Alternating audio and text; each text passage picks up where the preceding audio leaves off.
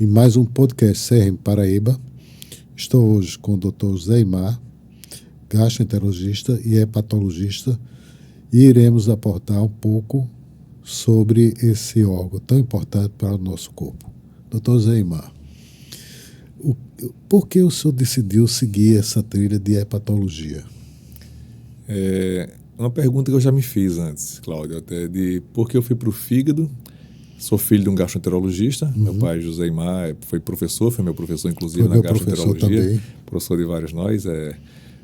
Passou pelo CRM, onde teve a presidência e várias outras participações associativas.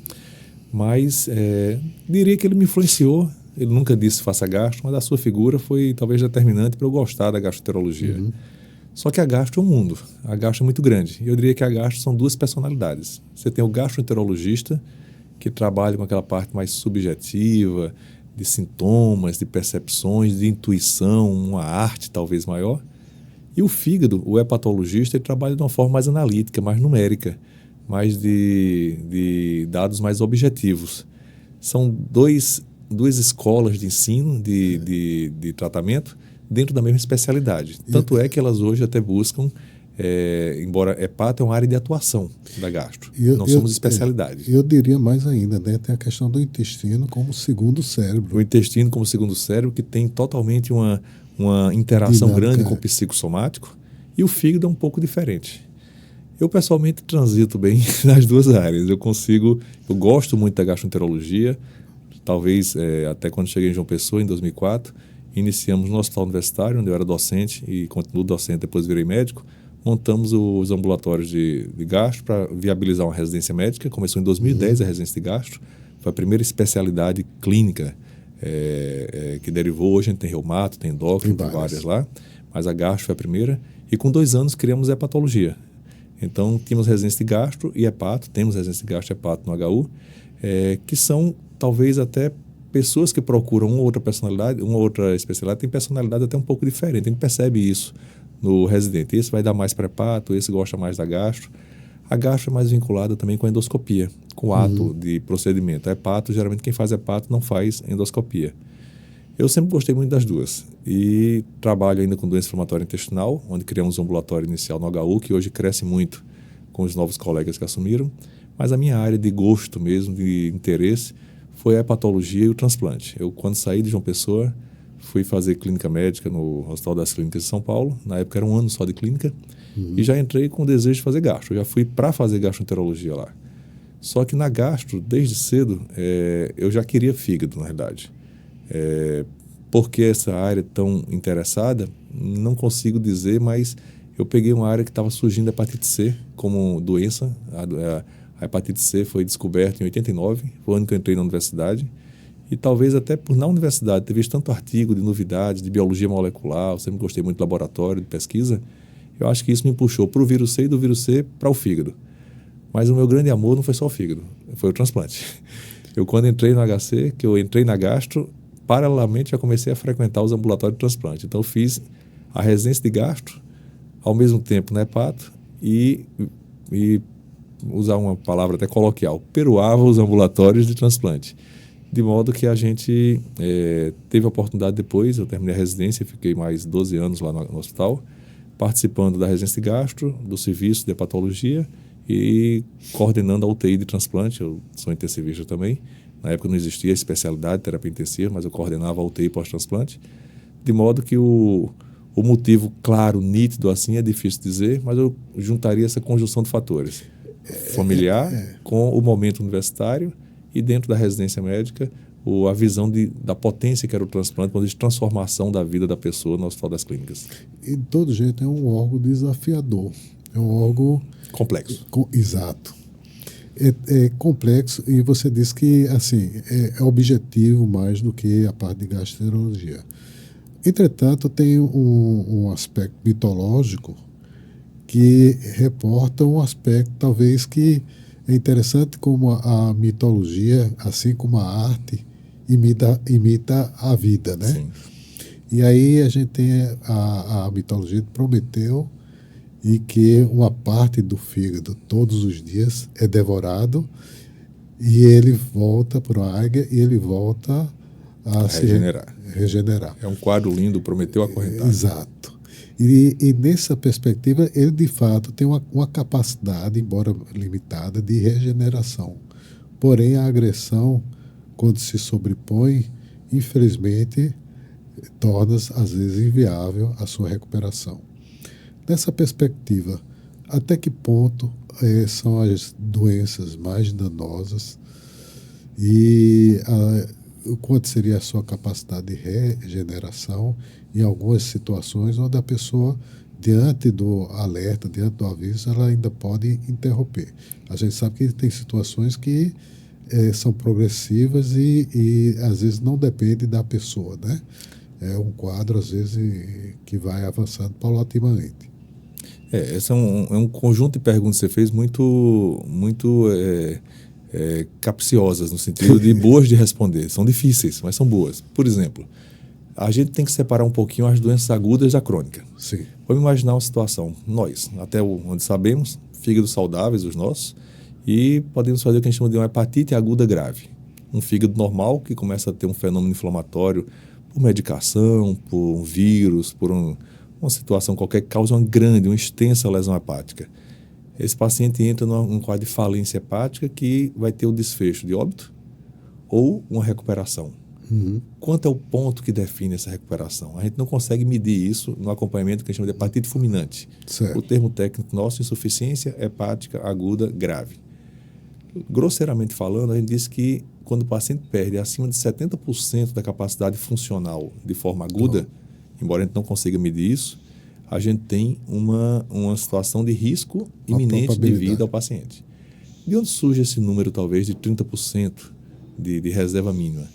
Se você for fazer uma analogia com o transplante de fígado, que eu tive a oportunidade de conviver com as pessoas que criaram, o Dr. Silvano Raia, doador vivo, na verdade, você tirar o lobo direito do paciente, ou seja, tirar 2/3 do fígado para colocar no receptor, e o doador permanecer só com o lobo esquerdo funcional, segmento 4 mais segmento 2 e 3, e ter uma regeneração completa desse fígado. Ele perdia 2/3, ele ficava em torno de 30%, e ele sobrevive e se recupera. Isso é o que permite o transplante com doador vivo do adulto. Um adulto doar para um adulto. Porque no pediátrico você doa o lobo esquerdo, uma área pequena, e persiste 2/3 do órgão com você. No doador adulto, você doa 2/3 do seu órgão saudável e você fica com 1/3 para ele se regenerar. Então, nesses insultos agudos, a gente vê que 30% da massa hepatocitária permitiu o paciente se manter na sua homeostase, com cuidados, com seus riscos, obviamente, e conseguir uma recuperação. É um pouco diferente, talvez, quando a gente vai analisar as doenças crônicas.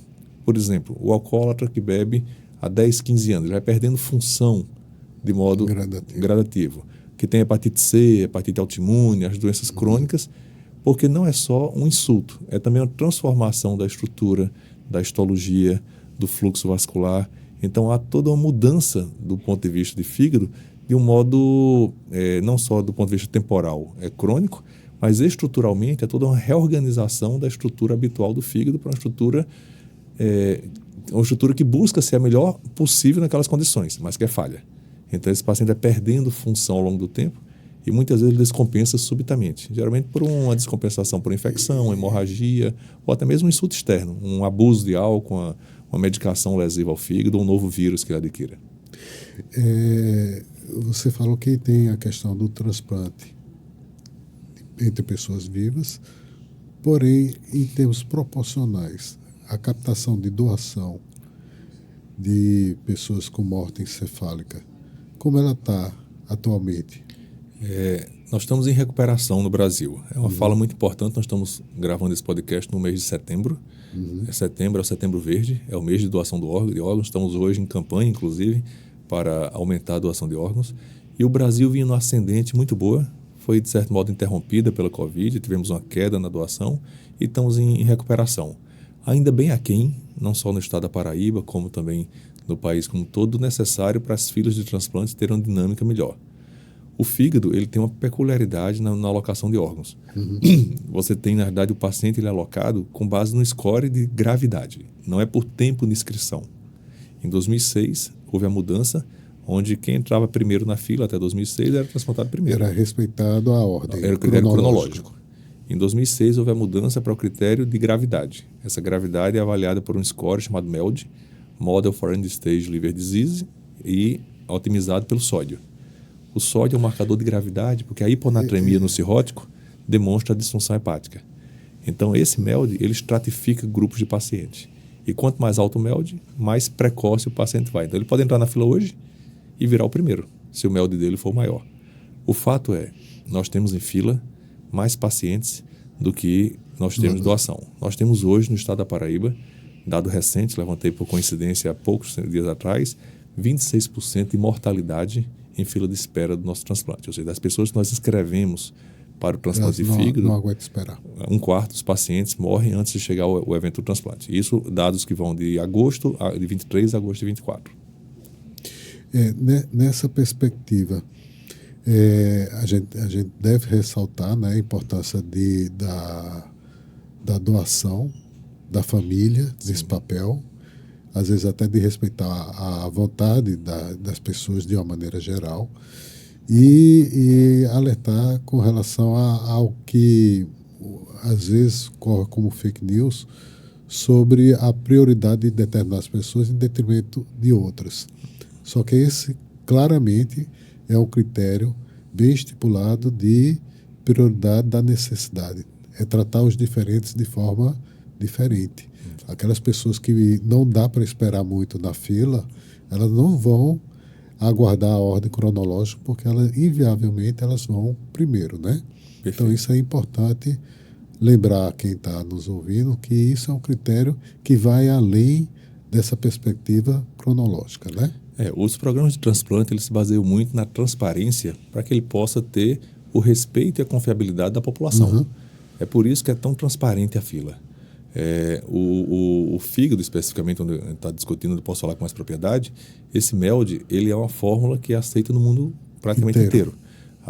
Os grandes países, Barcelona, a Espanha, o grupo Barcelona é o grupo talvez mais forte em transplante no mundo do ponto de vista científico.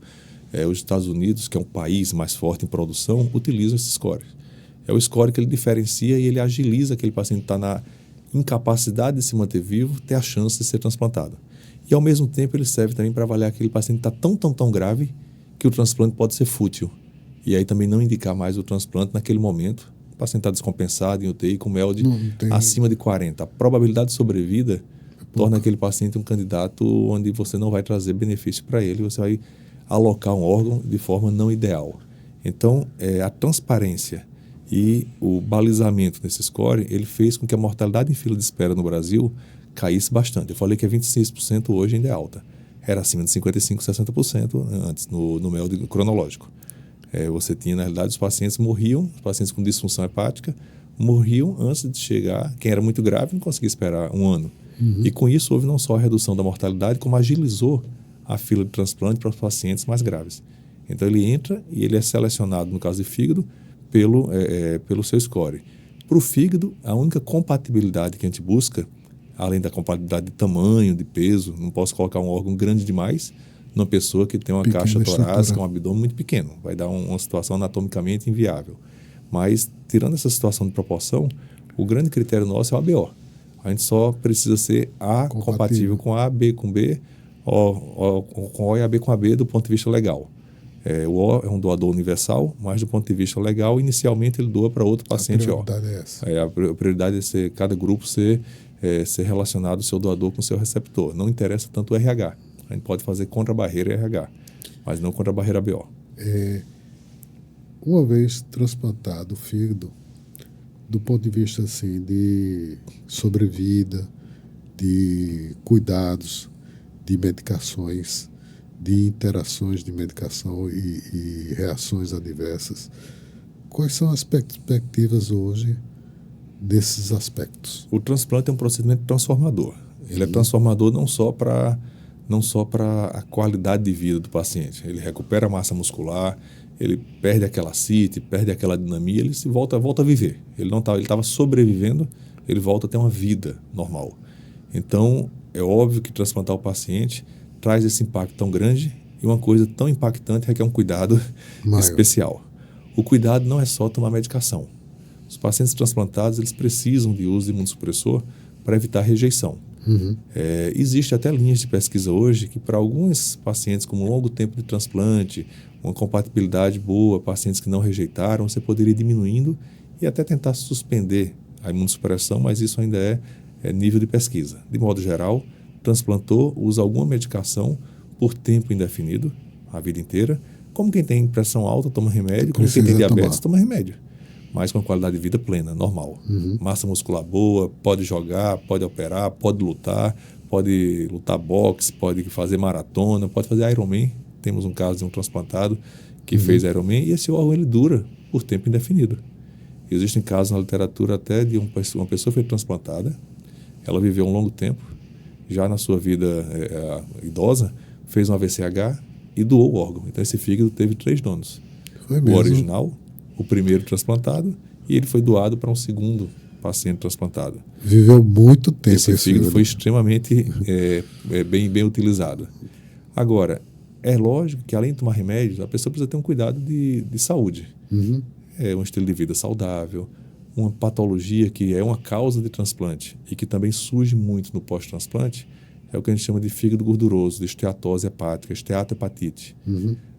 O sobrepeso, o sedentarismo, o erro alimentar, o consumo de álcool, mesmo não abusivo, pode levar o fígado a ter esteatose e ter inflamação. Uhum. E com isso voltar a agredir, inflamar o fígado e poder chegar na cirrose. Então, um estilo de vida saudável, de alimentação, de massa muscular, de exercício físico aeróbico e resistivo, de cuidados de saúde como um todo, são recomendados tanto para o transplantado como para nós e para todo mundo. Mas esse paciente transplantado ele vai ter uma vida plena, normal do ponto de vista de trabalho, de reprodução. Mulheres podem engravidar no pós-transplante, homens podem ter filhos, não contraindica. A medicação não contraindica e o ato do transplante não contraindica. Então, esse momento especial, que é a gestação, ele obviamente vai ser acompanhado mais de perto, talvez. Não posso nem chamar de gestação de alto risco, porque o paciente tem um risco habitual, mas é um paciente especial. Tem que ver o ajuste da medicação, porque o próprio nível da medicação na gestante vai aumentando diluição corporal, ganhando peso, aumentando volemia. A mesma dose pode, nessa hora, não estar sendo suficiente. Necessário. Não ser suficiente. Mas, por outro lado, na gestação, o sistema imune se acalma. Ele tem, entre aspas, um corpo estranho dentro. Há uma tolerabilidade imunológica. Exatamente. Então, muita gente nem precisa mexer. O nível de tacrolimus, que é o imunossupressor que a gente usa, às vezes até cai durante a gestação e a gente não precisa mexer, porque a paciente não rejeita muitas vezes. Então, você vai acompanhando e ajustando de modo individualizado. É um procedimento que realmente quem trabalha com transplante se anima, se apaixona e vê como ele transforma a vida das pessoas. Do ponto de vista assim, tecnológico, existe alguma medicação, alguma outra metodologia para minimizar a agressão ao fígado que esteja sendo desenvolvida? Em relação ao fígado transplantado? Não, em relação ao fígado, para evitar... É uma pergunta boa sua. O que é que eu posso tomar de protetor para o fígado? Não existe. Na verdade, existe, né? Hoje a gente vê no Legalon mercado... e nada é a mesma coisa. Hoje a gente vê no mercado vários... quando você começa a ver esses Instagram, esses reels, você se assusta, na verdade. Primeiro você vê medicações, até medicações de empresas farmacológicas, empresas farmacêuticas, que tem o nome de hepatoprotetor, que talvez até nem façam mal, mas não funcionam. Então, na realidade, são medicações que não têm indicação precisa. Silimarina está muito na moda, metadoxil, que é uma substância que teria um efeito protetor. Eles não protegem o fígado. O que protege é cuidar do fígado, evitando o agente agressor. Então, isso é um alerta importante para as pessoas que estão nos escutando, que não caiam nessa de achar que pode beber como se não tivesse amanhã e vai tomar um protetor de fígado que vai reverter. Exato. Não vai, ele não funciona, embora até eu disse que esses que a gente falou de companhias farmacêuticas, esses que a gente citou, silimarina, metadoxil, eles não fazem mal. O que me assusta mais, na realidade, é o que a gente vê hoje nessas propagandas, nesses médicos de Instagram, de fórmulas para limpeza de fígado, para proteção de fígado. Eu não sei até que ponto isso beira até uma situação criminal. Porque, primeiro, você engana a pessoa, você cobra, muitas vezes, se vê nessas clínicas de infusão de substâncias que vão proteger o fígado, vão recuperar o fígado e outras coisas também, rejuvenescer, tudo tal. E a gente sabe que isso não condiz com a verdade, né? Na verdade, isso é, no mínimo, uma má medicina, um mau comportamento ético, e isso traz um risco para o fígado. Tecnicamente falando, às vezes, essas substâncias são potencialmente agressivas ao fígado. O excesso de vitamina D, às vezes, substâncias... hoje todo mundo toma vitamina D para ter vitamina D acima de 100. Coisa que assusta até de ver. Você vê medicações substâncias que vão para fitoterápicos, que a pessoa tem a ideia que não é natural. Ser natural não faz mal. E a causa mais comum de hepatite fulminante são extratos de plantas, são chás caseiros, são essas substâncias, extrato de amora, que está muito na moda, cúrcuma, é potencialmente hepatotóxica, dependendo da quantidade e do tempo de uso. Então, várias substâncias que a gente diz, isso é natural, isso não faz mal, é da natureza, boa parte dos venenos são naturais. Exato. Então, para o fígado, existe uma questão peculiar. Existe o que a gente chama de reação idiosincrásica. Mas minha vizinha tomou isso, não teve nada. Você pode tomar e ter um evento gravíssimo, na verdade. Então, não cair nessa ideia de que eu tenho um protetor, um regenerador de fígado. Não tem. O que evita o fígado se estragar se tem hepatite B, hepatite C, tratá-la, prevenir, se vacinando antes, óbvio. Se pegar, tratar. Se você tem consumo de álcool, reduzi-lo, usar um consumo moderado, cuidadoso de álcool. Se você tem fígado gorduroso, esteatose, vigiar a resistência insulínica, o sobrepeso, o colesterol, a glicemia, triglicerídeos, manter boa alimentação, atividade física, manter massa magra. Cada vez mais se mostra a importância da massa magra. A sarcopenia é um marcador de doença e de mortalidade na doença hepática. Então, preservar a massa muscular esquelética é essencial no nosso paciente. Então, exercício resistivo, academia, preservando essa musculatura, é essencial para uma boa saúde também, além de exercícios aeróbicos, é óbvio. Finalizando nossa entrevista, eu queria que você, com o conhecimento e a expertise como gestor e dessa revolução que a gente está vendo no hospital universitário, existiria alguma perspectiva com relação ao implante do serviço de transplante hepático no HU? É uma pergunta muito boa, na realidade. Nós estamos na superintendência do Hospital Universitário. É um projeto que iniciou-se há 4 anos, na realidade, já essa gestão da qual a gente faz parte, que a gente assumiu a superintendência nesse ano. Temos um projeto para mais longo prazo, e esse projeto de transplantes, não apenas hepático, ele foi incorporado e implantado ao longo da nossa gestão enquanto gerente de atenção à saúde e continua agora na superintendência. Já fazemos no HU, um hospital que está passando por uma transformação imensa, que vale a pena conhecerem e verem o que ocorre no hospital. Já temos o transplante de córnea instalado, funcionando há mais de 1 ano já. E o hospital está buscando habilitação para o transplante de fígado e também o transplante cardíaco.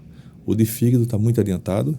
Acredito que nós estamos numa reforma, então isso, de certo modo, impediu que a gente finalizasse até o momento, mas a reforma está para entregar uma boa parte dele agora em outubro. E com essa entrega a gente pretende andar e finalizar o processo burocrático de habilitação do hospital para transplante hepático e começar, se Deus quiser, no final desse ano, no ano que vem, a estar executando o transplante de fígado e abrindo caminho para o transplante cardíaco, transplante renal, porque não pode um hospital universitário, um hospital com a importância que tem o HU para a comunidade interna, alunos, residentes, de toda a área de saúde das outras áreas e também para a comunidade de usuários, o hospital universitário fica fora de um procedimento tecnológico tão importante, um procedimento transformador de vidas, um procedimento que é tudo que o hospital terciário deve buscar. Situações que são complexas, que só ele pode fazer, transformadoras, que agregam ensino, pesquisa, assistência e inovação. E que agrega muito conhecimento ao entorno. É mais ou menos, eu sempre comparo que algumas coisas é como uma viagem à Lua. As pessoas perguntam o que resultou a viagem à Lua. E a gente tem diversos dispositivos que a gente utiliza hoje comumente e faz diferença graças a essa viagem da Lua. A mesma coisa é com relação a esse avanço em relação aos transplantes, porque ele traz um entorno de certificação, de qualidade, de inovação muito grande, não é? A viagem à Lua não foi a viagem, é o que foi desenvolvido para permitir a viagem à Lua, que é o grande legado dela. Exato. Do transplante. O transplante é quase como se fosse uma força gravitacional que traz para junto de si aquilo tudo de bom que tem que ter. Para o transplante dar certo, Exato. a integração de equipe tem que estar boa, a gestão da estrutura hospitalar como um todo tem que estar adequada, a qualificação da equipe médica, de enfermeiros, fisioterapeutas, nutricionistas, farmácia, laboratório, serviço de imagem, tudo tem que ser demandado de modo adequado. Se isso está funcionando bem para o transplante, o impacto disso no resto do hospital é exponencial. Então, não tem dúvida, implantar transplante não é por uma vaidade, não é porque eu estou superintendente, sou transplantador, que eu quero ter lá. Não, é porque o transplante ele é transformador para a vida da pessoa, mas ele também é transformador para a instituição. Então, ter um programa de transplante ativo em hospitais de grande porte, hospitais terciários, hospitais de ensino, é ensinar justamente essa cultura de gestão, de complexidade, de assistência de alta complexidade, mas sempre humanizada, racional, individualizada. O paciente transplantado, ele, como qualquer outro paciente, ele tem uma peculiaridade muito grande. Ele está diante de uma doença fragilizante e um procedimento que é transformador, mas tem um risco de mortalidade também alto. Quando o fígado não funciona, a gente tem muito pouco a fazer fora tentar um retransplante em tempo hábil. E isso nem sempre ocorre. Então, quem convive de perto com esses pacientes se envolve muito e geralmente sofre muito quando tem um desfecho negativo também. Mas a maior parte dos desfechos são positivos. A gente tem hoje uma sobrevida de um ano acima de 85%, sobrevida de 5 anos acima de 70%, para um paciente que tem uma mortalidade de 6 meses, com MELD alto, de mais de 70%. Então, assim, trazer o transplante é bom para o indivíduo, é bom para o profissional, é bom para a sociedade e, acima de tudo, é excelente para a instituição, o que reverte em benefício para todos esses grupos que foram citados antes: população, estudantes, profissional, sociedade. Eymar Filho, foi uma honra ter aqui com a gente, agradecer muito o esclarecimento e deixar aqui para outras oportunidades que eu tenho certeza que a gente vai ter para discutir outros aspectos. Muito obrigado. Nós que agradecemos, ficamos à disposição. Ok.